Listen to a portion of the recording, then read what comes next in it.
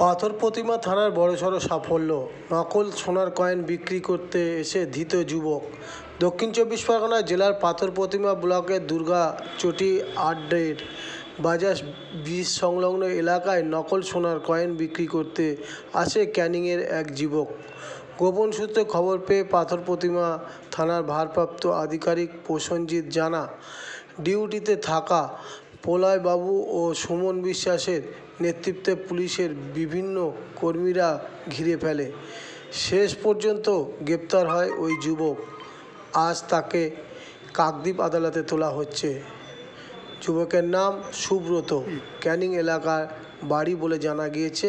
তবে যুবকের দাবি তার বাড়ি সোনারপুরে।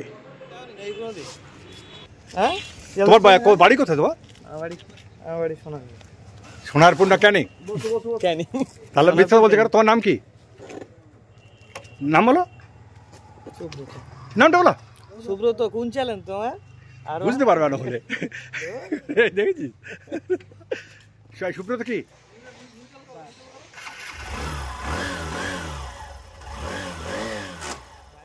চলো মাঝে মাঝে শিয়ালদা যাও, বালিগঞ্জ যাও, দেখতে পাবো সব।